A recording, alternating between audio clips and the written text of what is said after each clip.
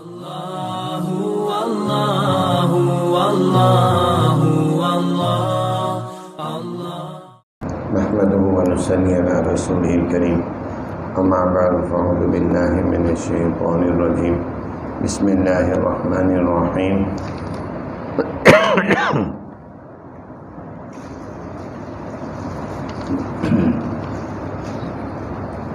وما خلقنا السماء والأرض وما بينهما باطلا ذلك ظن الذين كفروا فويل للذين كفروا من النار أم نجعل الذين آمنوا وعملوا الصالحات كالمفسدين في الأرض أم نجعل المتقين كالفجار كتاب أنزلناه إليك مبارك ليدبروا آياته وليتذكر أولو الألباب ووهبنا لداود سليمان نعم العبد إنه أواب إذ عرض عليه بالعشي الصافنات الجياد فقال إني أحببت حب الخير عن ذكر ربي حتى تبارت بالحجاب ردوها علي فطفق مسحا بالسوق والأعناق ولقد فطرنا سليمان والقينا على كرسيه جسدا ثم أناب قال رب اغفر لي وهب لي ملكا لا ينبغي لأحد من بعدي إنك أنت الوهاب فسخرنا له الريح تجري بأمره رخاء حيث أصاب یا ربی صلی وسلم دائما ابدا علی حبیبک خیر الخلق کلهم وما خلقنا السماء والارض وما بینہما باطلا، اور نہیں پیدا کیا ہم نے آسمانوں کو اور زمینوں کو اور جو کچھ بھی ان دونوں کے درمیان میں ہے بیکار۔ آسمان اتنا بڑا بنایا، زمین بنائی، کائنات بنائی، سمندر، دریا، پہاڑ، چرند پرند، ہر چیز بنائی، فرمایا ہم نے یہ بیکار نہیں بنایا۔ انسان چھوٹی سے چھوٹی چیز بھی بناتا ہے، اس کا کوئی نہ کوئی مقصد ہوتا ہے۔ انسان گھر بناتا ہے، اس کا مقصد ہے رہائش، مسجد بناتا ہے، اس کا مقصد ہے عبادت۔ تو اللہ تعالیٰ نے اتنی بڑی کائنات بنائی ہے، کوئی بیکار نہیں بنائی، اس کا کوئی مقصد ہے۔ بیکار سمجھنے والے کون لوگ ہیں؟ فرمایا یہ گمان ہے ان لوگوں کا جو کافر ہے، جو سمجھتے ہیں کہ بس یہ کائنات خود ہی بن گئی ہے جی، یہ خود ہی ختم ہو جائے گی۔ ایسا نہیں ہے، ان کے اس کائنات کو بنانے کا ایک مقصد ہے۔ انسان کو اس کائنات کو بنا کر بھیجا گیا کہ اس میں وہ تیاری کرے آنے والے امتحان کی۔ جس دن امتحان ہوگا اس کا نام ہے یوم الحساب، حساب کا دن ہوگا۔ اس میں اس کی زندگی کے ہر دن کا پوری ڈیٹیل لکھی ہوگی، اس نے اس دن یہ کام کیے ہیں، صحیح کیے ہیں تو اجر ملے گا، غلط کیے ہیں تو گناہ ملے گا۔ تو فرمایا ہلاکت ہے ان لوگوں کے لیے جو کافر ہیں، جہنم کی آگ ان کے لیے ٹھکانہ ہے۔ جو ان باتوں کو جو تسلیم نہیں کرتے تو ان کے لیے ٹھکانہ وہ جہنم۔ ام نجعل الذین آمنوا، کیا ہم کر دیں گے ان لوگوں کو جو ایمان لائے اور نیک عمل کرتے رہے، ان لوگوں کی طرف جو فساد کرتے رہے زمین میں، کیا ہم کر دیں گے متقین کو فجار کی طرح؟ اللہ تعالیٰ فرما رہے ہیں کہ یہ خام خیالی اگر کسی کے دماغ میں ہے دنیا کے کسی کافر میں کہ جی دنیا میں مسلمان عبادت کر رہے ہیں، ہم عیشیں کر رہے ہیں، آخرت میں پہنچ جائیں گے، ہم سب جنت میں پہنچ جائیں گے۔ اللہ تعالیٰ فرما رہے ہیں ایسا نہیں ہوگا۔ ایمان والوں کو جنہوں نے زندگی میں مشقتیں کی ہیں، ایمان لائیں، نیک عمل کیے، تو ان کو اللہ تعالیٰ اجر دے گا، اور جنہوں نے کفر پر زندگی گزاری ان کے لیے سزا ہوگی۔ اگر ایسا اللہ تعالیٰ کر دیں آخرت میں جا کر چلو کوئی بات نہیں سارے جنت میں چلے گئے، اگر بالفرض اگر اللہ تعالیٰ ایسا کر دیں تو پھر انصاف نہیں ہوگا، تو پھر اللہ تعالیٰ کا نظام جو ہے وہ اندھیر نگری چوپٹ راج ہوگا۔ ایسا کبھی نہیں کریں گے، اللہ تعالیٰ انصاف سے چلتے ہیں اور جو وعدہ کیا اس پر پورا کریں گے۔ دیکھیں نا دنیا میں کتنے ہی نیک لوگ ہیں جن کو ان کی نیکی کا اجر نہیں ملا، کتنے ہی نیک لوگ۔ سب سے زیادہ نیک کون تھے؟ نبی پاک صلی اللہ علیہ وسلم، سب سے زیادہ نیک تو آپ تھے، لیکن کتنا کا آپ کو دنیا میں آپ کی نیکی کا اجر ملا؟ کچھ بھی نہیں، کہ اتنا چھوٹا سا گھر تھا، اتنا چھوٹا سا گھر کہ اس میں 3 قبریں بنی ہیں، ایک نبی پاک صلی اللہ علیہ وسلم کی، ایک حضرت ابوبکر صدیق کی، ایک سیدنا فاروق اعظم کی، چوتھی قبر کی جگہ باقی ہے، بس اتنا حجرہ مبارک گھر تھا۔ اور امی عائشہ صدیقہ رضی اللہ تعالیٰ عنہ فرماتی ہیں کہ 2 مہینے ہمارے گھر میں پکانے کے لیے کچھ نہیں ہوتا تھا، چولہا جلتا ہی نہیں تھا۔ ہمارے گھر میں ایک دن بھی کسی کے گھر میں یہ نہیں ہوتا کہ چولہا نہ جلے، 2 مہینے چولہے نہیں جلتے کہ کچھ ہے نہیں، بس پانی پی لیا کھجور کھا لی، پانی پی لیا کھجور کھا لی، بس یہ زندگی۔ تو دنیا میں تو کچھ ملے ہی نہیں، تو اجر تو آخرت میں ملنا ہے۔ اور بہت سارے کفار اور فجار ایسے ہیں سرکشیاں کرنے والے کہ جن کو ان کی کفر اور سرکشی کی سزا نہیں ملی، دنیا میں ایسے دندناتے پھرتے رہے اور چلے گئے، ان کے لیے سزا۔ اس لیے عقل اس بات کا تقاضا کرتی ہے کہ قیامت کا دن آئے گا جس میں فیصلہ ہوگا، دودھ کا دودھ اور پانی کا پانی ہوگا۔ تو فرمایا کتاب انزلناہ، ہم نے یہ کتاب اتاری ہے آپ کی طرف اے پیارے پیغمبر، مبارک، یہ بڑی مبارک کتاب ہے، لیدبروا آیاتہ، تاکہ غور و فکر کریں وہ لوگ اس کی آیتوں میں، اور تاکہ نصیحت حاصل کریں عقل والے۔ یہ کتاب ہے، اس کو دیکھنا بھی ثواب، اس کو پڑھنا بھی ثواب، اس کو سمجھنا بھی ثواب، اور سمجھنا ہی تو اصل مقصد ہے۔ قرآن پاک کو سمجھ، رات کے وقت کوئی آدمی چند لمحے قرآن پاک کو سمجھ لے، حدیث سمجھ لے، مسائل کو سمجھ لے، ساری رات کی عبادت سے بہتر۔ نبی پاک صلی اللہ علیہ وسلم نے فرمایا فقیہ واحد خیر من الف عابد، ایک فقیہ عالم 1000 عابد سے بہتر ہے، چونکہ فقیہ عالم جو ہے وہ غور و فکر کرے گا دوسروں کے لیے، عابد عبادت کرے گا اپنے لیے۔ تو یہ کتاب میں غور و فکر کرنا تو اصل مقصد ہے۔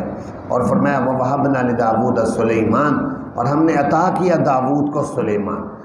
حضرت داؤد علیہ السلام کا بھی مختصر سا تذکرہ پیچھے ہوا، کچھ یہاں پر ہے۔ حضرت داؤد علیہ السلام کے 19 بیٹے تھے، ان میں سے سب سے چھوٹے بیٹے تھے بڑی باصلاحیت حضرت سلیمان علیہ السلام، ان کا تذکرہ کہ ہم نے عطا کیا ہے داؤد کو سلیمان۔ اب یہ تو تھے تو چھوٹے، لیکن اتنے زیادہ صلاحیتوں والے تھے کہ اپنے باپ کی موجودگی میں ایسے ایسے فیصلے کر جاتے تھے کہ حضرت داؤد حیران رہ جاتے تھے، بڑے فیصلے کے ماہر۔ فرمایا نعم العبد، بہت ہی اچھا بندہ ہے سلیمان، انہ اواب، بے شک وہ اللہ کی طرف رجوع کرنے والا ہے۔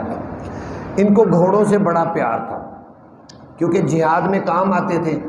گھوڑوں کو پالنے کے لیے نسلی گھوڑے انہوں نے نسلی گھوڑے، اس کا ذکر بھی اگلے لفظ میں لفظ آ رہا ہے صافن، اس گھوڑے کو کہتے ہیں جو 3 پاؤں پورے زمین پر رکھتا ہے، چوتھے پاؤں کا صرف پنجہ رکھتا ہے۔ یہ نشانی ہوتی ہے کہ بڑا نسلی گھوڑا ہے، 3 پاؤں پورے، ایک کا صرف پنجہ۔ وہ گھوڑے انہوں نے پالے ہوئے تھے اور بڑا ہی پسند کرتے، خود نگرانی بھی کرتے تھے۔ ایک دن گئے نگرانی کر رہے تھے، گھوڑوں کو چیک کر رہے تھے، کرتے کرتے عصر کے وقت گئے تھے، دھیان ہی نہیں رہا، عصر کی نماز نہیں پڑھی، مغرب ہو گئی۔ ان کو بڑا دکھ ہوا اور غم ہوا کہ یہ کیا ہوا کہ میں ادھر مصروف رہا ہوں، نماز نکل گئی۔ اس کا یہاں ذکر آ رہا ہے اذ عرض علی بالعشی صافنات الجیاد، جس وقت پیش کیے گئے ان کے اوپر شام کے وقت جو ہے نسلی گھوڑے اور عمدہ قسم کے، فقال، تو انہوں نے کہا انی احببت حب الخیر، بے شک میں نے پسند کی ہے اس مال کی محبت، اپنے رب کے ذکر سے مجھ سے اعراض ہو گیا۔ یہ کیا ہوا؟ یہ تو مجھ سے بڑی کوتاہی ہوگی۔ حتیٰ توارت بالحجاب، یہاں تک کہ چھپ گیا وہ سورج پردے میں۔ ردوها علیہ، لوٹاؤ تم ان گھوڑوں کو میری طرف واپس۔ فطفق مسحا بالسوق والاعناق، شروع ہوئے وہ کاٹنے لگے ان کی پنڈلیوں کو اور گردنوں کو، تلوار سے ان کی پنڈلیوں اور گردنوں کو کاٹنے لگ گئے کہ میں ایسا مصروف ہوں کہ میری نماز نکل گئی، تو میں اس مال میں کیوں مصروف ہوا؟ اس دکھ اور غم میں انہوں نے ان کی پنڈلیاں اور گردنوں کو مارا اور کاٹا۔ دوسرا حضرت سلیمان علیہ السلام کا ایک یہ واقعہ ہوا کہ ایک دفعہ انہوں نے محسوس کیا کہ ان کے فوجی چونکہ جنگ اور جہاد میں بڑے مصروف رہتے تھے، انہوں نے محسوس کیا کہ جنگی فوجی تھوڑے سے سستی کر رہے ہیں جنگ میں۔ انہوں نے قسم اٹھائی، واللہ اللہ کی قسم آج رات میں اپنی 100 بیویوں کے پاس جاؤں گا۔ ان کی 100 بیویاں تھیں، ہر بیوی سے بچہ پیدا ہوگا اور اس کو میں مجاہد بناؤں گا، اللہ کی راہ میں جہاد کرے گا۔ یہ قسم اٹھائی۔ فرشتے نے ہلکا سا کان میں کہا بھی کہ انشاءاللہ کہہ دو، لیکن انشاءاللہ نہیں کہہ سکے۔ اس کے بعد کیا ہوا، جب چند ماہ گزرے تو صرف ایک بیوی کے ہاں بچہ پیدا ہوا، اور وہ بھی اپاہج اور معذور، ایک دھڑ تھا لا کر ان کے تخت پر رکھا گیا، لیں یہ پیدا ہوا۔ تو ان کو نصیحت ہوئی کہ اللہ کے حکم سے جو ہوتا ہے، نبی پاک صلی اللہ علیہ وسلم نے بھی ایک دفعہ انشاءاللہ نہیں کہا تھا تو 15 دن تک وہی رک گئی۔ تو جو کام بھی کرو، نبیوں کی چھوٹی سی بات کو بھی تنبیہ فوراً ہو جاتی ہے کہ آپ نے اتنا بڑا عزم کیا۔ اور روایت میں آتا ہے نبی پاک نے فرمایا اگر وہ انشاءاللہ کہہ دیتے تو واقعتاً 100 بچے پیدا ہوتے اور 100 کے 100 مجاہد بن جاتے۔ تو فرمایا کہ یہ وَلَقَدْ فَتَنَّا سُلَيْمَانَ، ہم نے آزمایا سلیمان کو اور ڈال دیا ان کی کرسی پر ایک دھڑ بس لا کر رکھ دے، ثم انا، پھر انہوں نے اللہ کی طرف رجوع کیا، کہنے لگے رب اغفر لی، اے میرے پروردگار مجھے معاف کر دے، مجھ سے غلطی ہوئی، وَهَبْ لِي مُلْكًا لَا يَنبَغِي لِأَحَدٍ مِّن بَعْدِي، ساتھ یہ دعا کی کہ عطا کر مجھے ایسی بادشاہت نہ مناسب ہو میرے بعد کسی کو، اتنی بڑی بادشاہت کسی کو نہ ملے، انکا انت الوہاب، بے شک تو ہی ہبہ کرنے والا ہے۔ اللہ تعالیٰ نے ان کی دعا قبول کر کے فرمایا فَسَخَّرْنَا لَهُ الرِّيحَ، ہم نے تابع کر دیا پھر ان کے ہوا کو۔ اب یہ ہوا ہے فضا میں چلتی ہے، کون اس کو تابع کر سکتا؟ اللہ نے ہوا ان کے تابع کی، تجری بِأَمْرِهِ رخان، چلتی تھی وہ ہوا ان کے حکم سے، رخان آہستہ آہستہ، حیث اصاب، جہاں بھی وہ جانا چاہتے تھے ہوا ان کو اڑا کر ان کے تخت کو لے جاتی، کوئی ایکسیڈنٹ کا خطرہ نہیں ہوتا تھا، فضا میں اڑتے ہوئے جاتے۔ ایک دفعہ فضا میں اڑتے ہوئے جا رہے تھے تو ایک آدمی نے دیکھ کر کہا سبحان اللہ ماذا اوتی آل داود، اللہ کی شان ہے کہ کیسی بادشاہت اللہ نے آل داود کو دی ہے۔ انہوں نے کہا تخت نیچے اتار دو، تخت ہوا کو حکم دیا، نیچے اتارا، نیچے انہوں نے اس آدمی کو بلا کر بلایا، کہ تو نے ابھی کیا کہا ہے؟ وہ ڈر گیا، اس نے کہا یہ بادشاہ ہے، پتہ نہیں مجھے سزا دیں گے، میں نے غلط بات کہی۔ انہوں نے کہا نہیں ڈرو مت، تم بتاؤ تم نے کیا کہا؟